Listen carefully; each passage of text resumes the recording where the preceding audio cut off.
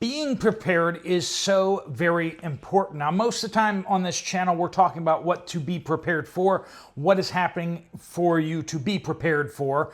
But today I'd like to talk about something a little bit different. I want to talk about just some basic things for you to prepare. Some basic steps, some cheap items that you can stock up on to get prepared, better prepared. Now, this isn't a holistic thing, but this is some things that maybe people don't really think about. Some of these might be a little bit controversial, but 7 budget items that you can get today that you will probably use in the future and in a critical situation you may need. All right, friends, let's get into it. Let's start off with number 1. This is something that people don't really think about too much, and that is socks. You need good socks, and you need lots of them. Did you know that the number 1 thing that homeless people ask for is usually socks? Because it's something that you don't think about, and most people's socks are not really good socks. Most people's socks are made for just light walking around or looking nice, but they're not great for long distance walking. Hiking socks are not that expensive. You can get decent wool socks for a fairly inexpensive price, but also even just regular socks, stocking up on socks, because you need to protect your feet. Getting trench foot or getting infected feet is something that you do not want to have, right? So just stocking up on socks is a big one that you can do to get yourself ahead from a lot of people. And like I said, that's kind of a surprising one because I think a lot of people who consider themselves prepared maybe don't have a whole bunch of extra packs of socks set aside. They don't have good high quality socks for hiking or long distance walking. And you can even carry that over to shoes. Do you have good walking shoes, hiking boots? Do you have shoes that you can take into the mud and walk across a long distance in your area, right? So number 2, pain meds. Now, I'm not talking about anything crazy here. I'm talking about aspirin, ibuprofen. I'm talking about your Tylenols. You can get the generic kinds. In fact, I would recommend stocking up on the generics, having the big bottles of generic pain meds. But if you get injured, you can pair them up, and you can make sure that you're not in too much discomfort. Now, is that going to do everything for a major injury or something like that? No, it's not. It's not going to be the perfect thing, right? But it sure is better than nothing. And you may see before long that most of those pain meds actually come from China. So you can get stocked up on them relatively cheap right now, but that may not always be the case. We have the tariff suspended, but only for 90 days. If they don't reach an agreement before then, the tariffs are coming back. High tariffs, and 30% tariffs currently means that the stock that you may get at your store may be 30% more expensive going forward. All right, number 3. This is one that might be a tiny bit controversial. Some of you guys are going to get mad at me, and that's all right. We can all have differing opinions, but let me know what you guys think of these down in the comments down below. And the pinned comment, I'm going to have some links to some of these items, like socks, decent hiking socks, so you can kind of see what that looks like, and pain meds. And but number 3 is ramen noodles. Now, you may be like, Steve, no, I will never eat ramen noodles ever for any reason whatsoever. They're terrible. They're empty calories. Yes, but they are calories. And in a crisis situation, in a situation where you need energy, you need calories. Now, you can go get nutrition out in your yard. As long as you're not spraying your yard with stuff, you can go pick dandelions, which have great nutrition. There's a lot of stuff that you can forage from your local surroundings. And once again, watch out for chemicals, but you can forage for a lot of nutrients. But where you're really going to have a hard time is growing lots of calories. Even in your garden, it's easy to grow nutrients. It's hard to grow calories. So when you're looking at potatoes and grain and corn, these are the harder crops to grow. and it's hard to get them so that they're actually really giving you significant increase as well. Right now, you can buy a pack of ramen, put it up on the shelf.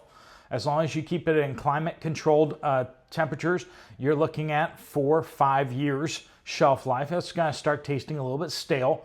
You can repackage them so they last even longer, but you're not going to really be looking at rancid until, a year out or something like that. Now, if you repackage them, you can get 10 years out of them.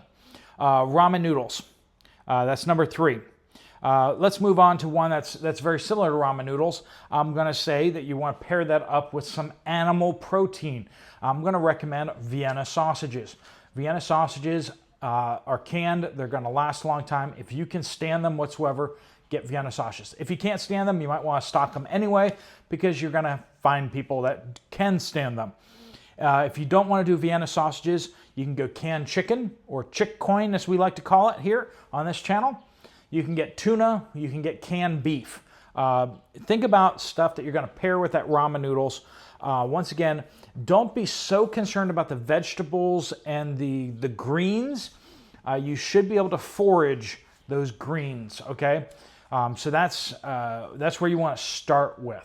You can forage greens or just go without greens for a while. It's not the best thing in the world, but you need those calories and the nutrients that come through animal protein will balance out most of your needs. All right, so that's number 4, animal protein or Vienna sausages or canned chicken, tuna, or beef. Number 5, seeds. Like I said, focus in on stocking up, and then you can learn your skills as you go. Learn how to grow food as best you can. Have a garden. Start with a small garden. You're mostly just learning how to grow stuff.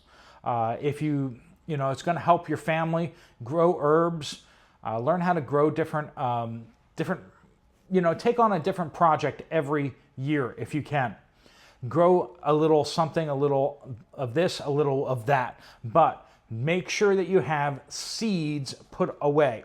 Seeds not only of herbs, not only of nutrients, but also make sure you have seeds that are going to help you grow actual calories, because you're going to need calories if things go long term or whatever.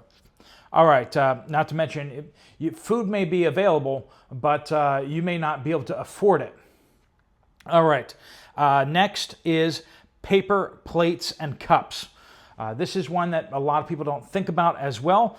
Paper plates and cups will save you water, and water is important. You don't want to be wasting your water washing dishes when in fact you can just use paper plates or paper cups.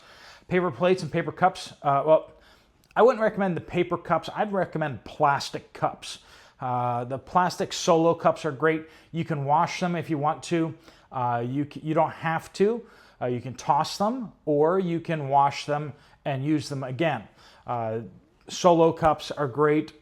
Plastic cups of one sort or another. If you really don't like the plastic route, you can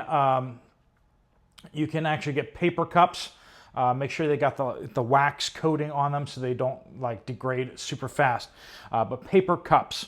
In addition to that, the paper plates, you can get coated or non-coated. That's up to you. You be in charge of what's going into your body and your family's bodies, right? But paper plates and cups, super important to save water cleaning up. If you have a microwave, they're great for everyday use as well. That way you don't have to clean up plates that you've microwaved food on, because that can kind of stick to the plates. Number 7, and I will give you one of the most important preps after that as a bonus. Water. Make sure you have water bottles. So number 7 is water bottles, and I'll come to the most important prep after that. But having just bottles that you refill with tap water and just putting those aside. Now, a lot of you guys get those multi-packs of bottled water. Those are fantastic too. You can just toss them away. You can use them for different things. But also, if you have soda that you drink in the house, or just plastic bottles of one sort or another that seal up, juice bottles, that works too. Just make sure you really wash out anything that has sugar in it.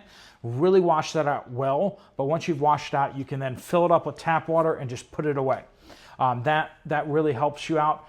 2-liter bottles of soda can turn into 2-liter bottles of water. You can rotate that water if you want to keep it nice and fresh. You don't need to. The water will start tasting stale after a while, but it will still be safe.